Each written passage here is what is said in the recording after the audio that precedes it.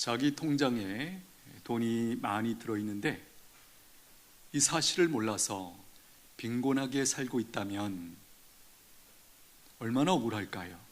그죠? 더 이상한 모습이 있습니다. 자기 통장에 돈이 많이 있다는 것을 알면서도 게을러서 꺼내서 쓰는 것이 번잡해서 빈곤하게 살고 있다면 이 얼마나 어처구니 없는 안타까운 모습이겠습니까? 오늘 우리에게는, 나에게는 이런 모습이 없을까요? 오늘 우리가 주목하고 있는 목장이 우리에게 그런 것이 아닐까? 그런 생각을 해봅니다. 우리가 목장의 가치를 잘 몰라서, 그렇죠? 그것을 못 누리고 있다면, 또 여러 가지 이유로 우리의 게으름 때문에 참여하지 못해서 누리고 있지 못하다면, 이것도 앞에서 말씀드린 그런 억울함, 그런 안타까움, 그런 어처구니 없는 그런 모습일 수 있다라는 것이에요.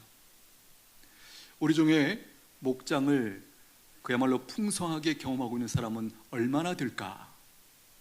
바라기는 목장이 돈이 가득 들어있는 통장과 같은 곳이라는 것을 깨닫고 믿음으로 누리실 수 있게 되기를 축복합니다. 오늘 본문은 예수님 이후에 최초의 교회라고 할 수 있는 예루살렘 교회의 목장 모임을 우리에게 보도해주고 있어요. 오늘 말씀의 제목이 목장을 누리라입니다. 이런 질문이 들죠. 목장이 누릴 곳인가? 목장이 누릴 대상이라는 말인가? 그렇습니다. 어떤 면에서 그런가? 첫째, 목장은 하나님의 말씀을 중심으로 교제하는 곳이기 때문이에요. 42절 앞부분 보십시오. 그들이 사도의 가르침을 받아 서로 교제하고, 당시에 신약 성경책이 없었기 때문에 예수님께 직접 말씀을 배운 사도들이 가르침이 중요했고, 또 그들이 중심에 서 있었던 것이죠. 그러니까 사도들의 가르침을 받아서 교회라고 하는 것은 이런 곳이지, 그리고 이 가정에서 모이는 목장은 이런 곳이지, 그러면서 그들이 순종하여 그 모임을 했다라는 것이에요. 내 삶 가운데 말씀을 중심으로 교제하는 공동체나 혹은 관계가 있으신가요? 내 삶 가운데 말씀을 중심으로 교제하는 어떤 공동체, 어떤 소그룹, 어떤 관계들이 있는가? 만약에 없다면 신앙이 바르게 성장하고 있지 못하다라고 평가해도 틀리지 않습니다. 그만큼 목장은 말씀으로 교제하는 곳인데 그 모임이 없다. 그러면 이 큰 공동체에서 받은 말씀이나 혹은 내가 개인적으로 묵상하면서 받은 말씀을 어떻게 자기에게 연결하고 또 자기의 것으로 만들어갈 수 있는가? 알 길이 없는 것이죠. 이런 맥락에서 신앙이 바르게 성장할 수 없다, 그렇게 단언할 수 있는 것이에요. 말씀을 혼자 받고 이해하고 또 혼자 실천하고 신앙생활을 잘한다? 그렇게 할 수 있는 사람은 거의 없어요. 아니, 아무도 없다라고 말해야 맞을 것이에요. 목사인 저도 마찬가지예요. 저도 교회 안에서의 교육자들의 목장도 있고 밖으로는 우리 목사님들의 목장에 제가 성실하게 참여하고 있습니다. 왜일까요? 그 이유 중에 하나는 이런 맥락이에요. 내가 혼자 말씀을 잘 먹고 내가 말씀대로 잘 살고 하나님을 기뻐하시게 하는 그런 거 생각보다는 굉장히 먼 얘기가 되는 것이에요. 모든 성도들은 서로를 필요로 하는 사람들이에요. 말씀을 바르게 이해했는지 어떻게 알아요? 서로 묻고 대답하는 과정에서 그것이 확인되어지고 점검되기 때문입니다. 말씀을 바르게 순종하고 실천하고 있는지 어떻게 알아요? 함께 확인하고 확인받으면서 그것이 가능한 거예요. 목장에서. 그리고 말씀을 순종했을 때 일어난 놀라운 결과들을 함께 나누고 함께 기뻐할 그 대상들이 우리에게 필요한 것이죠. 그러면서 배우게 되고 성장이 일어난 것이에요. 이런 식으로 한번 생각해 보세요. 혼자 있습니다. 고아입니다. 그런데 전교에서 1등에 있어. 또 무슨 큰 상을 받았어. 우리 같으면 와, 그런 생각하면서 이걸 빨리 누구한테 알려줘야지, 그죠? 아빠한테, 엄마한테, 뭐 동생한테, 누구한테. 그런데 이 사람은 아무도 같이 기뻐해 줄 사람이 없어요. 연락할 때도 없어요. 축하받을 대상도 없어요. 그림이 그려주세요. 하나님은 우리를 나중에 더 나누겠지만 공동체로, 다르게 말하면 가족으로 우리를 불러주셨습니다. 목장은 바로 그 가족됨을 풍성하게 누리는 매개체가 되는 거예요. 그 장이 되는 거예요. 목장은 여러 프로그램 중에 하나가 아니에요. 목장은 오늘 본문에서 보시는 것처럼 최초의 교회라고 할 수 있는, 예수님 이후에 최초의 교회인 이 예루살렘 교회가 보여주고 있는 본을 따라서 우리가 모이고 있는 것이 바로 목장이다라는 것이에요. 목장과 같은 말씀을 중심으로 하는, 교제하는 그 소그룹 혹은 공동체가 없는 교회는, 그런 교회는 없어요. 보십시오. 어떤 교회도 이런 말씀을 중심으로 하는 교제권이 없는 이런 목장과 같은, 혹은 구역이라는 뭐 사랑방이든지 다락방이든 뭐든지 이름은 다를 수 있어요. 그러나 근본적으로 이런 소그룹 공동체가 없는 교회는 없다라는 것이에요. 왜 그럴까요? 나름대로 목회를 열심히 연구하는 사람들이 생각해 보니까 이거 꼭 있어야 된다, 그런 측면도 있겠지만 근본적으로 그렇지 않습니다. 그것은 어디에서 나온 겁니까? 최초의 교회인 예루살렘 교회가 우리에게 보여주고 있는 본이에요. 목장이 누릴 곳이라면 어떤 면에서 그런가? 두 번째, 목장은 기도로 서로를 섬기고 동시에 기도를 배우는 곳이고 기도의 열매를 함께 나누고 공유하는 곳이기 때문이에요. 42절 중간부터 보시면 서로 교제하고 끝에 보시면 오로지 기도하기를 힘쓰니라. 첫 번째 이유를 든 것은 그들이 사도의 가르침을 받아 말씀을 가지고 교제했다. 두 번째는요, 오로지 기도하기를 힘썼다. 목장에서 중요한 사역이라면 사역이고 내용이 뭐예요? 함께 기도하는 것이에요. 그렇죠? 개인적인 필요를 나누고 기도 제목을 나누고 기도하는 것, 또 교회의 전체의 필요를 가지고 우리가 함께 기도하는 것, 이것이 바로 목장 모임의 중요한 이유이고 목표다라는 것이에요. 우리가 잘 아는 것처럼 기도는 이론으로만 배울 수 없는 영역이에요. 이론과 함께 신앙의 선배들과 함께 기도하면서 배우게 되어 있어요. 저의 신앙도 돌아보면 딱 맞습니다. 기도가 뭔지 배우지 않았어요. 그냥 선배들 보면서 저렇게 하는 거구나, 방석 하나 들고 가서 기둥 뒤에서 열심히 기도하는 중에 이런 거구나, 그래서 기도하는구나, 하나님이 이렇게 만나주시는 거구나, 그게 깨달아지니까 어느 시간이 지나니까 자발적으로, 제가 여러 번 말씀드렸잖아요. 학교 갔다 오다가 교회당에 아무도 없어요. 근데 제가 혼자 올라가서 기도하면서 하나님 만나는 기쁨, 그 하나님과 함께하는 그 기쁨 뭔지 알기에 그렇게 규칙적으로 예배당에 올라가서 기도하는 그 일이 되어지더라는 거예요. 지금 언제적 얘기하고 있는 거죠? 중학교 때 얘기하는 거예요. 제가 다 커서 어른이 되어서 신학교 다니면서 그런 게 아니에요. 기도를 경험하면 이런 것입니다. 기도는 하기만 하면 잘 되고 누구나 된다면 얼마나 좋을까요? 만일 그렇다면 많은 사람들이 기도에 전념하고 있을 거죠? 아마 이런 얘기 있을 거예요. 목사님, 교회 왜 문 닫아요? 언제든지 와서, 누구든지 와서 교회할 수 있도록 문을 좀 열어주시면 안 될까요?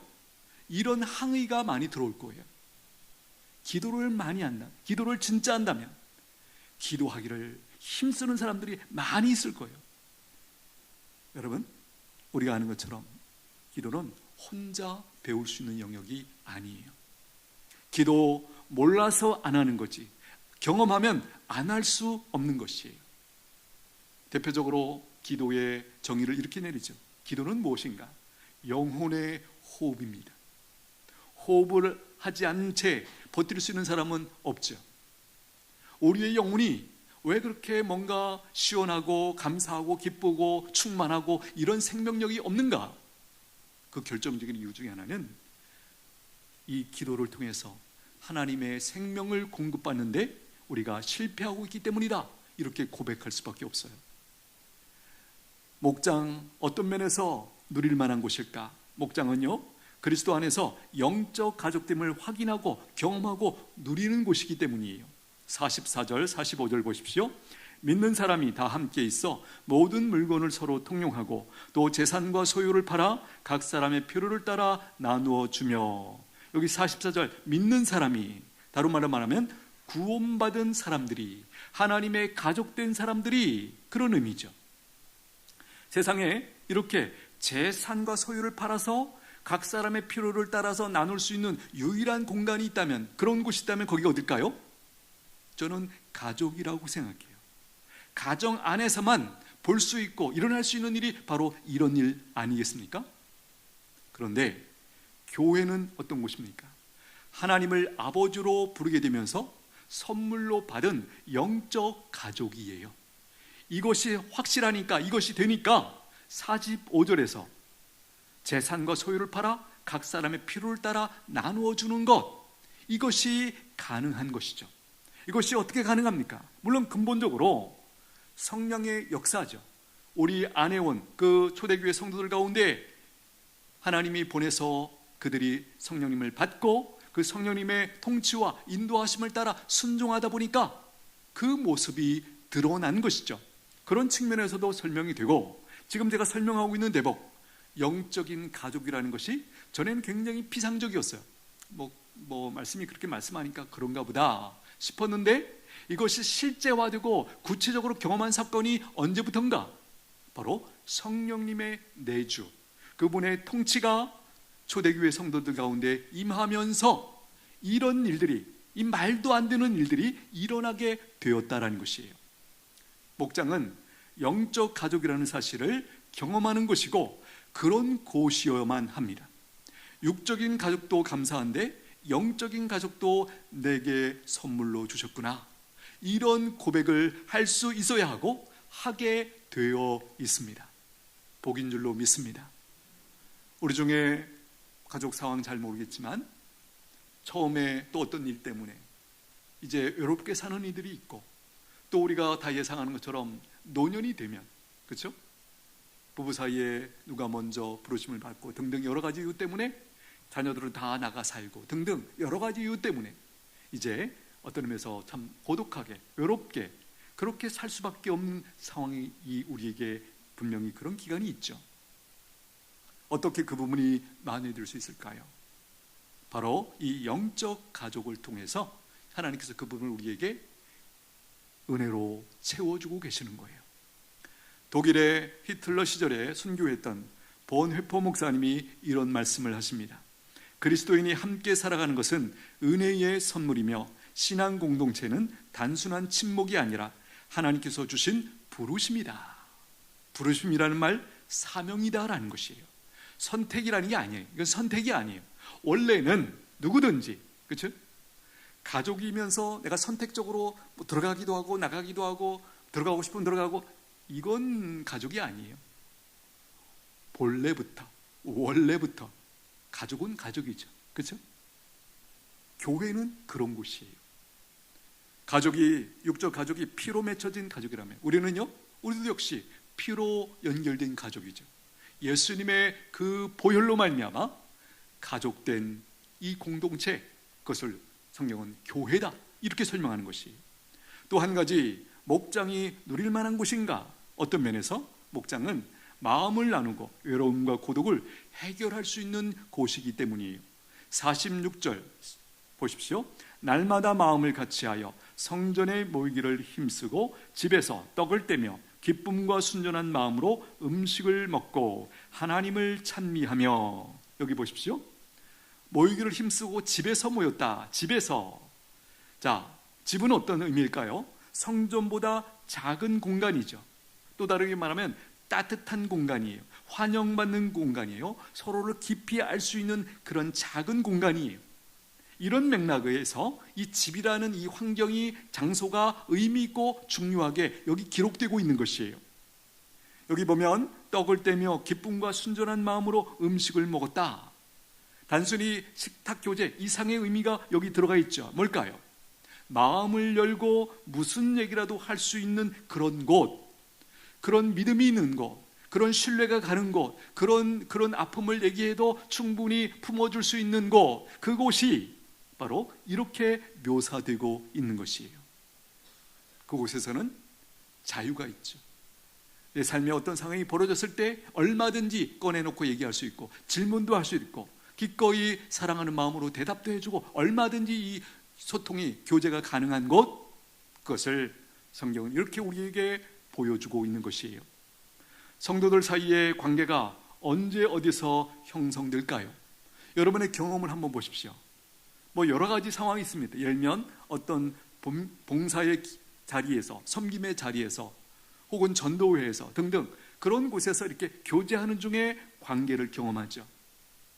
그런데 우리가 주목할 것은요, 다 의미가 있고 그런 것이 가능합니다. 그러나 성경에서 우리에게 보여주고 있는 가장 중요한 곳이 어딘가? 바로 이 지금 집에서 모이고 있는 작은 공동체, 오늘 우리 교회는 이것을 목장이라고 말하고 있죠. 바로 여기다라는 것이에요. 장례식장에서 우리 성도님들을 이렇게 뵙게 됩니다. 그런데 제 안에서 이런 질문이 나올 때가 많아요. 이 고인이나 이 가족들이랑 저 집사님이랑 어떻게 연결이 되는 거지? 이런 질문이 생기면서 제가 한번 여쭤봐요. 집사님, 이 가족이랑 어떻게 아세요? 이렇게 제가 이제 여쭤볼 때가 있어요. 그분의 입에서 이런 대답이 나왔어요. 10년 전에 혹은 20년 전에 한 구역이었어요. 이 고백을 하시더라고요. 지금 우리식으로 말하면 한 목장이었다는 거예요.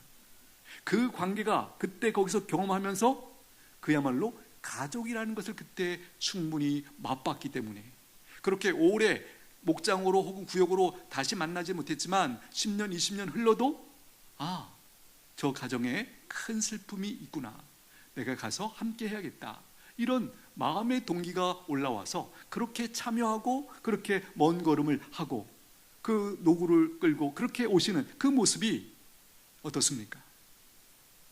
그야말로 영적 가족이에요. 그렇죠? 그것이 가능하기에 그렇게 모이고 그렇게 함께하는 것입니다. 너무나 아름다운 모습이죠. 코로나 때문에 많은 교회들이 어려움이 있었습니다. 그런데 흥미로운 것은 코로나의 상황 속에서 타격을 거의 받지 않은 교회들도 있었다는 거예요. 어떤 교회였을까요? 바로 목장과 같은 소그룹이 잘 되고 있는 교회들에게는 그런 코로나 때문에 어떤 어려움이 전혀 없었다, 이렇게 통계적으로 나와 있습니다. 여러분, 이해가 되십니까?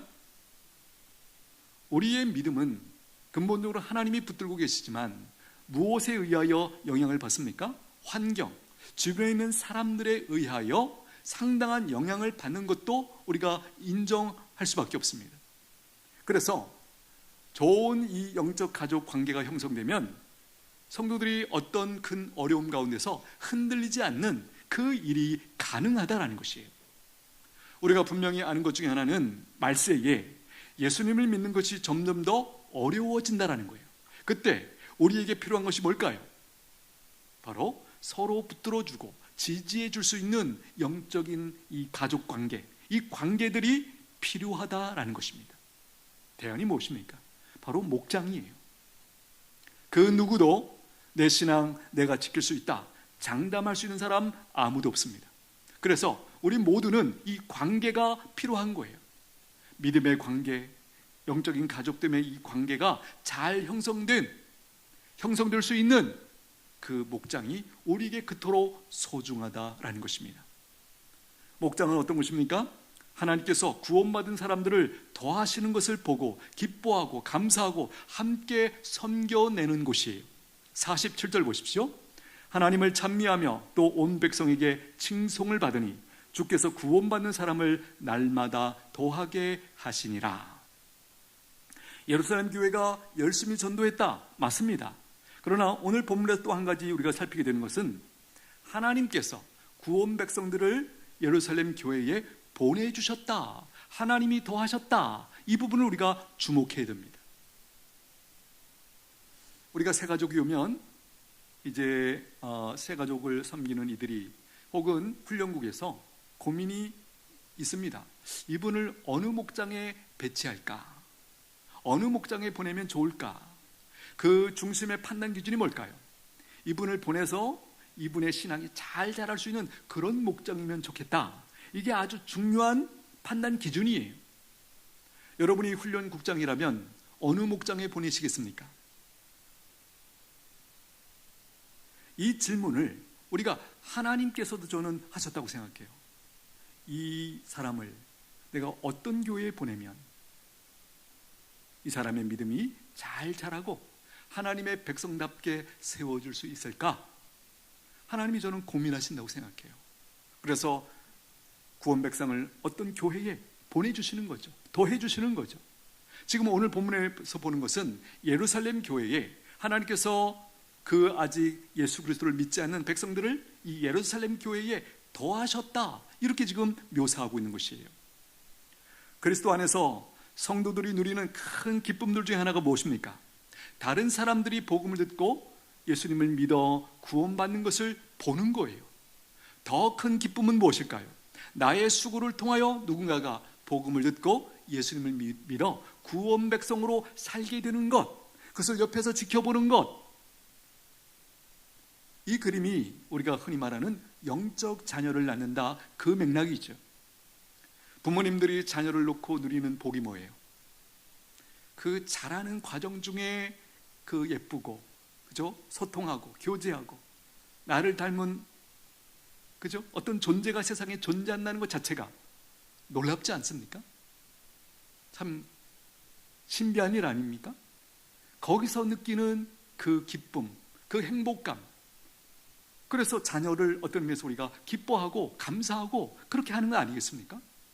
영적으로도 보면 영적인 자녀를 낳는다, 그런 개념이 있죠. 그죠? 우리가 얼마 전에 목자 세미나 할 때도 그 강사가 그런 얘기 하잖아요. 그죠? 믿음의 대를 잇는다, 믿음의 세대, 믿음의 개를, 뭐 이런 표현이 뭐예요? 그 영적인 자녀를 계속 낳는다라는 그 개념이 있기 때문입니다. 자, 그렇다면 이렇게 귀한 목장을 우리가 잘 누리려면 어떻게 해야 될까? 여러 가지 준비가 필요하겠죠. 그러나 핵심은 어디냐면 우리의 마음이, 우리의 믿음이에요. 내가 어떤 마음으로 그 목장에 참여할 것인가? 목자는 목자로서, 목원은 목원으로서 그 목장을 어떻게 이해하고 믿음으로 참여할 것인가? 여기서 가장 중요한 것은 마음이라고 생각해요. 특별히 어떤 마음? 우리에게 필요한 마음은 바로 예수님의 마음으로 참여하면 된다라는 것이에요. 예수님의 마음을 잘 보여주는 대목이 있습니다. 빌립보서 2장 1절 이하에 보니까, 그러므로 그리스도 안에 있는 무슨 권면이나 사랑의 무슨 위로나 성령의 무슨 교제나 긍휼이나 자비가 있거든. 이게 무슨 얘기죠? 우리가 이렇게 바꿀 수 있어요. 성도들이 함께하면서, 함께 교제하면서 그렇게 함께 살아갈 때, 이런 표현이죠. 마음을 같이하여 같은 사랑을 가지고 뜻을 합하여 한 마음을 품어 아무 일에든지 다툼이나 허용으로 하지 말고 오직 겸손한 마음으로 각각 자기보다 남을 낮게 여기고 각각 자기 일을 돌볼 뿐더러 각각 다른 사람들의 일을 돌보아 나의 기쁨을 충만하게 하라. 너희 안에 이 마음을 품으라. 곧 그리스도 예수의 마음이니. 여기 예수님의 마음이 어떻게 보입니까? 바로 이 표현이죠. 오직 겸손한 마음으로 각각 자기보다 남을 낮게 여기고. 그렇죠? 또 예수님의 마음이 그 뒤에 이렇게 설명이 되어집니다. 그는 근본 하나님의 본체시나 하나님과 동독됨을 취할 것으로 여기지 아니하시고 오히려 자기를 비워 종의 형체를 가지사 사람과 같이 되셨고, 자기를 비워 종의 형체를 가지셨다. 세상을 창조하신 하나님이신데 인간을 구원하기 위하여 인간의 몸을 입으셨다. 다르게 말하면 이 인간의 제한된 몸에 스스로를 구속시킨 거죠. 스스로를 제한시킨 거예요. 인간의 몸을 입고 이 땅에 오셨다. 사람의 모양으로 나타나사 자기를 낮추시고 죽기까지 복종하셨으니, 자기를 낮추시고, 이 부분이 그분이 낮추시고 자기를 비워 종의 형체로 사람의 몸을 입고 오셨기에 오늘 우리에게 구원이 일어난 줄로 믿습니다. 우리 모두가 이 구원받는 자로, 하나님만을 섬기는 자로 어떻게 우리가 이 영광스러운 삶을 살게 되었습니까? 바로 이 예수님의 이 자기 비하, 자기를 비워 겸손함, 자기를 죽기까지 낮추시고 하나님의 뜻에 순종하셨기에 오늘 우리에게 구원이 가능했고, 이 세상의 교회 공동체, 구원을 이루어가는 이 교회 공동체가 곳곳에 세워지게 되었다라는 것이에요. 예수님이 이렇게 자기를 낮추셨죠. 나중에 어떻게 되셨을까요? 하나님은 그 예수님을 지극히 높이셨습니다. 이러므로 하나님이 그를 지극히 높여 모든 이름 위에 뛰어난 이름을 주사 하늘에 있는 자들과 땅에 있는 자들과 땅 아래에 있는 자들로 모든 무릎을 예수의 이름에 꿇게 하시고 모든 입으로 예수 그리스도를 주라 시인하여 하나님 아버지께 영광을 돌리게 하셨느니라. 아멘. 모든 입으로 예수 그리스도를 주라 시인하게 하셨다. 여러분, 이것은 옛날에 일어났고 이루어지고 있고 앞으로 일어날 것이에요. 오늘 저와 여러분은 어디에 있습니까? 놀랍게도 누구보다 일찍 부름을 받아 우리의 입에서 예수 그리스도를 주라 라고 하는 이 고백이 지금 우리 입에서 나오고 있다는 거예요. 이것이 은혜인 줄로 믿습니다. 이것이 신비인 줄로 믿습니다. 그러면 결국 어떻게 될까요? 하나님께서 택하신 자들은 반드시 그들의 입에서 이 고백을 하게 될 거예요. 이런 예수님의 마음을 잘 정리한 어떤 시가 있다고 생각해요. 우리 모두가 알고 있는 건데 다시 한번 들어보십시오. 이런 표현 속에 예수님의 마음이 어떻게 잘 드러나고 있는지 한번 주목해 보십시오. 주여, 나를 평화의 도구로 써주소서. 미움이 있는 곳에 사랑을, 다툼이 있는 곳에 용서를, 분열이 있는 곳에 하나됨을, 잘못이 있는 곳에 진리를, 의심이 있는 곳에 믿음을, 절망이 있는 곳에 희망을, 어둠이 있는 곳에 빛을, 슬픔이 있는 곳에 기쁨을 심게 하소서. 위로받기보다는 위로하며, 이해받기보다는 이해하며, 사랑받기보다는 사랑하게 하소서. 우리는 줌으로써 받고 용서함으로써 용서받으며 자기를 버림으로써 영원한 생명을 얻고자 합니다. 우리가 잘 아는 프란시스의 평화의 기도라는 그런 시이죠. 저는 이 시를 볼 때마다 예수님의 마음이 잘 드러난다고 생각해요. 그렇지, 이 마음만 우리가 가질 수만 있다면, 그렇죠? 왜 목장이 많은 분들이 누리지 못하는 것일까? 뭐 여러 가지 외적인 요인들이 있을 거예요. 그러나 근본적으로는 내 문제라는 것이에요. 내가 마음이 뭔가 잘못 정리되어 있기 때문에 기꺼이 믿음으로 참여하고 하나님이 주신 선물인데 내 스스로 꺼린다면 이것만큼 이상한 모습도 없을 거예요. 앞에서도 선언했습니다. 하나님이 우리에게 주신 선물이고 영적인 가족이에요. 믿음으로 받으실 수 있게 되기를 축복합니다. 우리의 건강한 신앙이라는 것 우리가 잘 알죠. 그 중에 한 모습은 내가 원하는 것만, 내 마음에 맞는 것만 취하고 그것을 경험하려고 하는 것, 이것은 굉장히 위험한 신앙이에요. 건강한 신앙은 하나님께서 말씀하신 것에 대해서 균형 있게 골고루 참여하고 경험하기를 원하고 사모하고 하는 그 모습들이 있을 때 우리가 흔히 건강하다, 균형 있는 신앙이다, 그렇게 이야기할 수 있는 것이에요. 내 마음에 딱 맞는 것만 나는 하고 참여할 거야. 아니요, 그것은 마치 편식과 똑같은 거죠. 엄마가 해주시는 여러 반찬이 있는데 내 입맛에 딱 맞는 거 하나만 먹는다. 그러면 그 친구의, 그 자녀의 건강이 어떻게 될까요? 예, 불을 보듯 뻔합니다. 우리 모두에게 주님의 마음을 충만하게 부어주시기를 원합니다. 목장을 잘 세워간다는 것, 곧 뭘 의미할까요? 그것은 곧 교회를 잘 세워간다는 의미예요. 그러므로 목장은 선택이 아니에요. 필수입니다. 건강한 믿음의 공동체를 만들고 경험한다? 다른 말로 무슨 얘기죠? 예수님을 경험한다. 그 말과 똑같은 말이에요. 왜 그렇습니까? 바로 교회가 예수님이기 때문에, 예수님의 몸이기 때문에 우리가 이 작은 공동체를, 목장을 잘 세워가는 것은 곧 예수님을 경험하는 과정이다라는 것이에요. 우리 모두 이 진리 가운데 견고하게 서시게 되기를 축복합니다. 서두에서 강조드린 것처럼 억울한 삶을 살면 안 돼요. 통장에 돈이 가득 들어있는데 있는지도 몰라서 빈곤하게 산다. 혹은 게을러서 어떤 이유든지 이 목장을 우리가 누리지 못한다면 그런 어리석은 사람, 그런 억울한 사람, 그런 안타까운 사람이다. 그렇게 얘기할 수밖에 없는 것이죠. 하나님은 우리에게 선물로 주신 이 목장을 풍성하게 누리기를 원하십니다. 믿으십니까? 믿음으로 결단하고 열심히 참여하십시오.